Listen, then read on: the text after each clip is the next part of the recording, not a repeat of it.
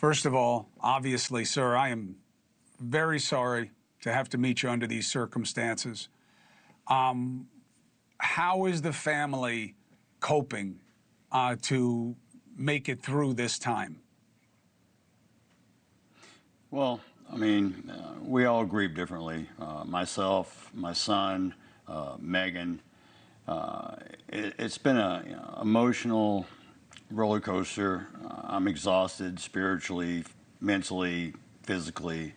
So it's taken a great toll on all of us, and we're still navigating grief, where it's going to take us. What do you tell yourself about why this happened? Oh, I don't know the answer. I really wish Karmelo would have testified. So that's the big question: is why? And since he chose not to testify, I'll never know that answer. And you say that that haunts you because what would that mean to you to know? No, it actually doesn't haunt me. It is what it is. I don't care what reason you give me. My son's gone. He's never going to walk through the door again and hug me. So realistically, I don't give it a second thought. We're moving forward. We're not looking in the past. So I need to focus on my other son and my own mental health, and just move forward and keep Austin's legacy alive for as long as I live. How does it affect this situation that they weren't just brothers, they were twins, and of course his brother was there and witnessed all of this? I can't imagine, first of all, having a brother murdered in front of me and then actually holding him in my arms trying to make the blood stop. I can't fathom what my son is going through and went through. I know during the court trial, there was some body cam footage played, and I could hear him screaming in the background. Oh my God, someone help. It's my twin, it's my best friend. Coach, help, help, God, please, help, help. That was probably the most painful part of the entire trial, because I had never had access to that before. I had seen the video of the event, but never the body cam footage, and it really it rocked me to my core. How did you arrive at the decision that, even though you don't know why, even though you don't love the sentence, that when it comes to how you feel about Karmelo Anthony, that there is forgiveness for you? How? That's easy. It's my faith. I mean, I'm not perfect, but I mean, I'm a Christian. And it says, it talks about forgiveness in the Bible. And one thing about forgiveness, people need to understand this. It's not that I'm giving him a pass and saying, oh, it's okay. Forgiveness is actually for me. It allows me to not carry around hate, anger, rage, revenge, any of that. It will eat you up like cancer if you let that dwell inside of you. So your best bet, if you're a Christian, is to forgive. That doesn't say forget. It doesn't say, oh, you're free from consequence. It's actually freeing you, so you're not a prisoner of your own mind and your own self. You have to be able to trust God, and that's what I believe. Profound. In your understanding of what this was about, you're saying that the overlay of race is not relevant to you. You don't think that that's what this was about? No, sir. Not at all.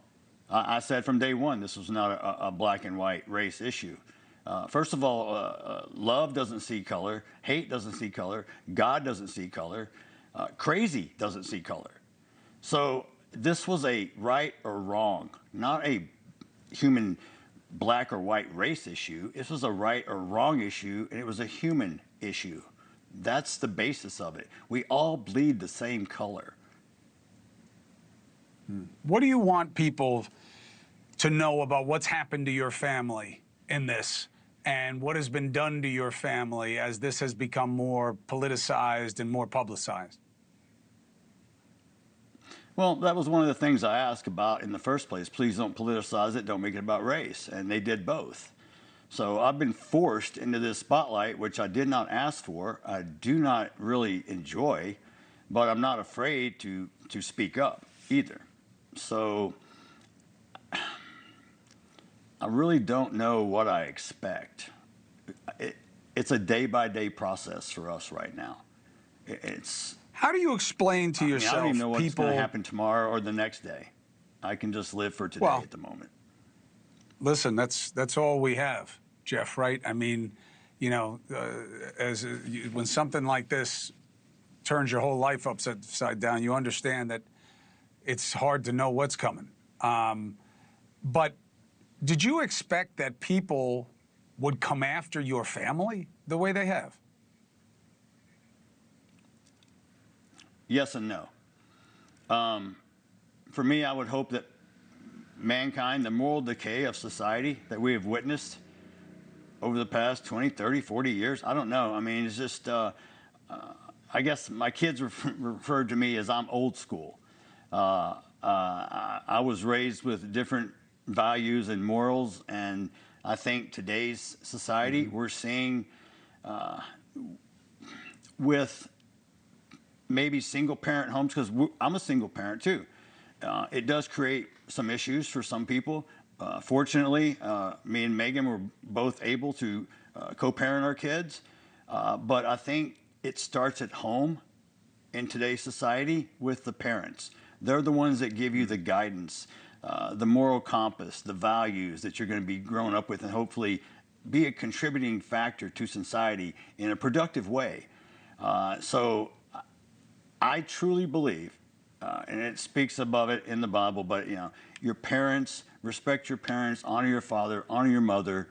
You know, it was amazing when I was 18 once, and I thought I was 10 foot tall, bulletproof, and knew everything. And I was amazed how smart my parents became by the time I was age 30. I learned quite a bit about, wow, I just said something my dad said to me, or wow, I just said something my mom said to me that they had instilled in me. And so I really think if we're concerned, I'm concerned about the future of where our country is headed. I'm only going to be here the next 20, 30 years probably. I'm looking out for the future. What's Hunter's life's going to be like? What is the world going to be like? What are we going to treat people like? How are we going to interact? How do we communicate? How do we teach our children? That's the biggest issue right now. I think conflict resolution needs to be taught in school to kids. I don't think in today's world there are too many opportunities for conflicts that can arise, and they don't have the mental capacity yet to understand how to de-escalate. The whole thing. I hear what you're saying. Could have been avoided. I hear what you're saying, and I could tell both of them. Austin could have walked away. Karmelo could have walked away. But that's not what happened. I hear it. I hear it, and you're right. That's not what happened. And we're here, and you're dealing with it best you can, and I appreciate your perspective on this. If there's anything we can do, we're a call away. Yes, sir. All right, Jeff, thank you for sharing your thoughts on this and how you're dealing with it, and I appreciate it. And again, I'm very sorry for your loss. God bless. Take care. Thank you, Chris. I appreciate your time today. Thank you for watching. Subscribe below and download our NewsNation app right now on your phone, and you will get fact-based, unbiased news for all Americans.